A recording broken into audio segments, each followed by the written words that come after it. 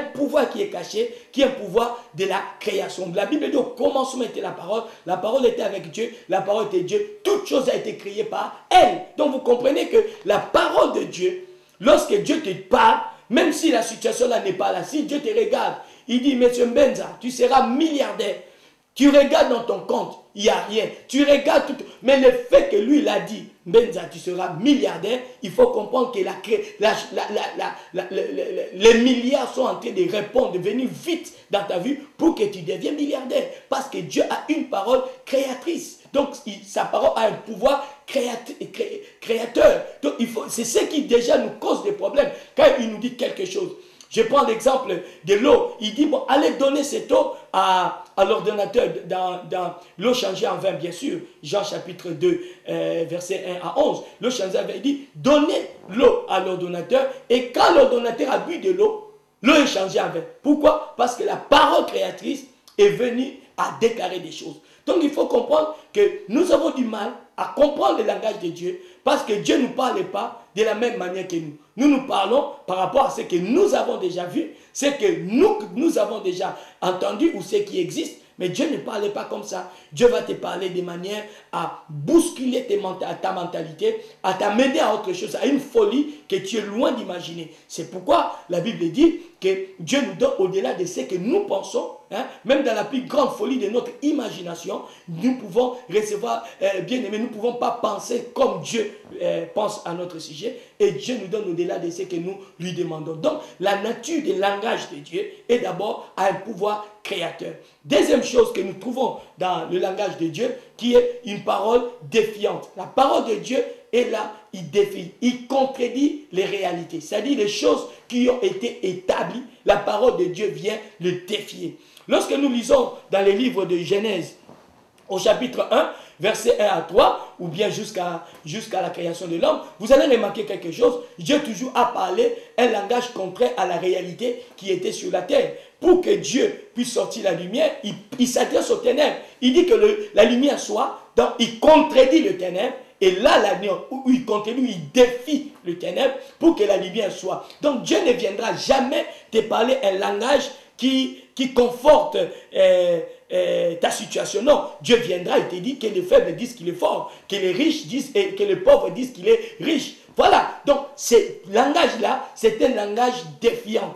Et c'est défiant, c'est une parole défiante. Il vient défier ta nature. Il dit que celui qui est faible puisse dire qu'il est fort, que celui qui est pauvre puisse dire qu'il est riche, que celui qui est la queue puisse dire qu'il est la tête. C'est tout un langage qui est là, qui contredit la réalité. Je vais prendre un exemple dans le livre de Jérémie, au chapitre 1, à partir du verset 4-7. La parole de l'Éternel me fut adressée en ces mots. Avant que je t'ai formé dans le ventre de ta mère, je te connaissais, et avant que tu sois sorti de son sein, je t'avais consacré. Je t'avais établi prophète des nations. J'ai répondu, ah, Seigneur éternel, voici, je ne sais point parler car je suis un enfant. Et l'Éternel me dit, ne dis pas, je suis un enfant, car tu iras vers tous ceux auprès de qui je t'enverrai et tu diras tout ce que je t'ai ordonné. Voilà, donc Jérémie, en tenant compte de la réalité, il voyait qu'il était un enfant. Mais Dieu dit non, ne dis pas que tu es un enfant. Parce que quand moi je parle, il n'y a plus d'enfants, il n'y a plus de vieillards. Tout le monde, même un bébé, Dieu peut l'utiliser quand Dieu veut faire quelque chose. Donc, il est très important de comprendre que dans la nature de ce que Dieu dit, c'est toujours le défi. C'est le défi. Voilà, il vient. Après plutôt une nuit de pêche sans attraper des poissons, il dit maintenant à Pierre, Pierre jette le filet. Et Pierre dit sur ta parole, bien aimé, il défie. Vous demandez à tous les pêcheurs, ils vous diront qu'on attrape beaucoup de poissons la nuit que le jour. Mais Dieu vient, il défie, il contredit cette réalité qui a été établie. Voilà la puissance de la parole de Dieu. Lorsqu'on parle que la parole de Dieu est vérité, c'est une puissance qui vient changer des mentalités, qui vient défier des réalités qui sont devant nous. La parole de Dieu est défiante. Et troisième point, la parole de Dieu est révélatrice. Donc, elle amène une révélation. La révélation, c'est découvrir ce qui est caché. Dans le livre de Jean et de 1 Corinthiens, au chapitre au chapitre 2, verset 9, à partir plutôt du verset 9, on nous dit quelque chose d'extraordinaire. À partir du verset 9, je répète, jusqu'au verset 10. Mais comme il est écrit, ce sont les choses que l'œil n'a point vues, que l'oreille n'a point entendues, et qui ne sont point montées au cœur de l'homme, des choses que Dieu a préparées pour ceux qu'il aime. Dieu nous les a révélées par l'Esprit, car l'Esprit sont tout, même les profondeurs de Dieu. Donc, Dieu a aussi une parole révélatrice. Dans sa parole, on trouve, il vient dévoiler ce qui est caché, ce qui est couvert quelque part, et il vient mettre ça en lumière. C'est pourquoi il est très important, nous étant qu'enfants de Dieu, nous marchons selon la révélation. La Bible dit dans le livre Ésaïe 42, verset 9, la spécificité de Dieu était, il est capable de dire des choses avant que la chose arrive. C'est-à-dire, il appelle les choses même avant que la chose dit, bon, c'est là vous saurez que c'est moi l'Éternel qui fait ces choses. Il appelle, il dit quelque chose, il dit, bon, dans 10 ans, dans 3 ans, tu seras un grand monsieur dans la société. Mais aujourd'hui, tu es un SDF. Aujourd'hui, tu es comment on appelle ça, un toxicomane. Mais Dieu regarde, il voit ce toxicomane. Dans 10 ans à venir, il sera un grand monsieur. Alors, bien aimé, cette parole vient, il montre une révélation qui va changer la situation de cette personne. Et le quatrième point que nous devons comprendre dans la nature de la parole de Dieu, la parole de Dieu, quand Dieu te parle, il vient pour t'encourager et non pour te rabaisser et non pour t'accuser. Toute la Bible, Dieu n'a jamais accusé quelqu'un ni découragé quelqu'un.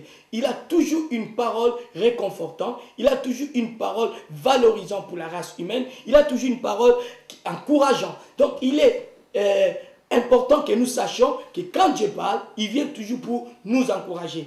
Dans le livre de Juges, au chapitre 6, au verset 12, il dit, l'ange de l'Éternel lui apparut et lui dit, l'Éternel est avec toi, vaillant héros. Voilà comment Dieu se présente à Gédéon. Il dit, l'Éternel est avec toi, vaillant héros. Pendant que ce monsieur était dans la peur, il s'est sous-estimé dans une famille, être les malchanceux, parce qu'il était dans une famille faible, moindre. Mais Dieu vient lui dire, non, tu as de la valeur à mes yeux. Je suis avec toi. Tu es un vaillant héros. Quand nous lisons les églises de l'Apocalypse, vous allez remarquer, il commence toujours par un encouragement avant que Dieu puisse répondre. Il commence toujours par un encouragement. Quelqu'un qui parle de la part de Dieu, il doit toujours avoir une parole encourageante. Quand il prêche sur l'estrade, il doit encourager les gens et non rabaisser les gens, et non insulter les gens, et non réduire les gens pour amener les gens à la culpabilité. Non, Dieu n'est pas là pour nous amener dans la culpabilité. Dieu est là pour nous encourager, pour nous dire que je suis là. Nous savons dans le livre des Actes des Apôtres, au chapitre 27, versets 23 à 26, où l'apôtre Paul ils ont failli faire naufrage lorsque l'ange de l'Éternel vient rencontrer Paul et lui rassurer et lui encourager. Voilà ce que Dieu veut que nous fassions. Il veut que ceux qui parlent ou qui disent prophètes ou qui disent tout ça, ils doivent parler de manière à encourager les gens. Si tu es dans une église, ton pasteur a l'habitude de te rabaisser, de te regarder comme moine, quitte cette église parce que ce n'est pas Dieu. Dieu ne viendra jamais te dire des paroles blessantes. Donc, il faut que nous qui prêchons, que nous sachions parler bien aux gens. Même si tu es là, quelqu'un qui prophétise, qui te ridiculise, qui t'humilie devant les gens, soi-disant c'est une révélation qui vient de Dieu, tu dois rejeter ça et t'opposer à ça, car ça ne vient pas de Dieu. Nulle part, Dieu vient rabaisser quelqu'un. Prenons l'exemple de Nathan, quand il vient dévoiler le péché à David. Qu'est-ce qu'il a fait? Il commence par une anecdote, il commence par une histoire pour que David lui-même découvre ce qui s'est passé. Et il a parlé à David seul à seul. Mais celui qui vient, qui te ridiculise, qui t'humilie devant les gens, qui te rabaisse, si même en prenant la Bible, comprends c'est le diable, parce que le diable tente aussi avec la Bible. Donc comprends c'est le diable. Dieu est là pour te valoriser. Dieu est là pour t'encourager. Nous lisons dans le livre de Jérémie 1, 17, on dit, et toi, Saint-Terrain, lève-toi et dis-leur tout ce que je te donne, je t'ordonnerai. Ne tremble pas en leur présence, de peur que je ne te fasse trembler devant eux. Voici, je t'ai établi en séjour sur tout le pays comme une ville forte, une colonne de fer et un mur d'airain contre le roi de Juda, contre les chefs, contre les sacrificateurs et contre tout le peuple du pays. Ils te feront la guerre, mais ils ne te vaincront pas, car je suis avec toi pour te délivrer, dit l'Éternel. Voilà comment Dieu encourage le jeune Jérémie qui sera exposé à des difficultés pas possibles. Mais Dieu l'encourage. Dieu lui dit, fortifie-toi. Dieu lui dit, n'aie pas peur d'eux. Je suis moi-même avec toi. Et quand il s'agit de la prophétie, nous allons quand même le voir. 1 Corinthiens 14, verset 3 nous dit, celui qui prophétise, au contraire, parle aux hommes, pas aux anges. Celui qui prophétise, ne parle pas à Dieu, parle aux hommes. Les édifie, les exhorte, les console. 1 Corinthiens 14, 3. On ne dit pas, il leur humilie, on ne dit pas, il leur rabaisse. On ne dit pas, ils dévoilent leur vie devant tout le monde. Tu vois un père qui vient prier avec son enfant et sa famille et on est en train de dévoiler sa vie et on est fier, on pense qu'on a prophétisé de la part de Dieu. Non, on a fait la sorcellerie dans la vie de cette personne. On a dévalorisé cette personne devant les gens. L'homme est très important devant Dieu, aux yeux de Dieu. Donc je vous encourage, frères et sœurs dans le Seigneur, de savoir vous-même déjà à être autonome, à savoir écouter Dieu. De manière que quand quelqu'un même viendra vous prophétiser, confirme ce que tu as reçu et non viens t'apprendre quelque chose. Dieu veut parler avec toi. Pour cela, tu dois être prompt à l'écouter. Or, pour être prompt à l'écouter, tu dois savoir comment il parle et combien de langages qui sont dans le monde, langage humain, langage satanique et langage divin. Et moi, je prie le Seigneur pour qu'il vous ouvre les yeux et l'entendement pour que vous compreniez comment Dieu vous parle. Donc, vous allez fermer les yeux pendant que je vais prier pour vous. Vraiment prier, recevez cette prière avec foi parce que ça va marcher. Au jour d'aujourd'hui, après ce message, Dieu te parlera comme un homme parle à un autre homme. Tes rêves seront clairs, tes visions seront claires, tes sons seront clairs et tu auras les interprétations de ce que tu auras comme message. À quoi ça sert que Dieu te parle si tu ne comprends pas? Non, lorsqu'il y aura des circonstances qui viendront dans ta vie, tu pourras discerner et bien interpréter. Donc ferme les yeux là où tu es et mets ta main, tes deux mains sur la tête. Moi je vais prier pour toi. Reçois cette prière. Même si le Saint-Esprit te touche, ne crains pas, les anges vont te soutenir. Mais je crois qu'aujourd'hui, le Seigneur va te bénir. Prions. Père, je bénis ton nom pour ces messages. Toi qui envoies ta parole et ta parole guérit. Maintenant que ces messages, cette parole qui a été libérée par la bouche de ton serviteur, puisse libérer aussi ton peuple. Car la Bible dit, connaîtront la vérité et la vérité les affranchira. Père très saint, libère le Seigneur, mon Dieu, de toute ignorance. Ouvre leurs yeux spirituels, ouvre leur entendement spirituel. Ceux qui reçoivent de songes, de visions et qui n'arrivent pas à les décoder, qui n'arrivent pas à les interpréter, que l'esprit d'interprétation puisse leur soit accordé afin qu'ils comprennent le message que tu leur donnes.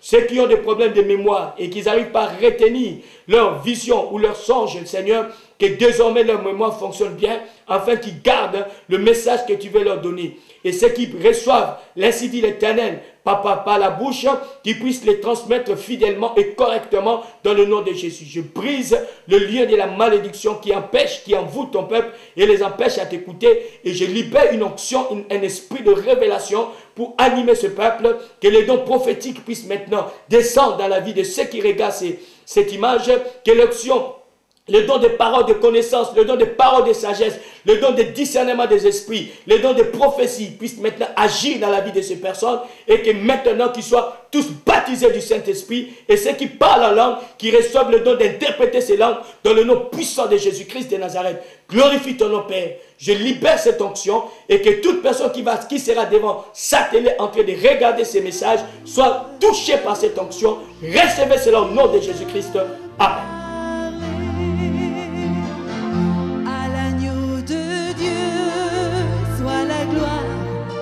Dans les lieux très hauts, à l'agneau de Dieu, la victoire, vive notre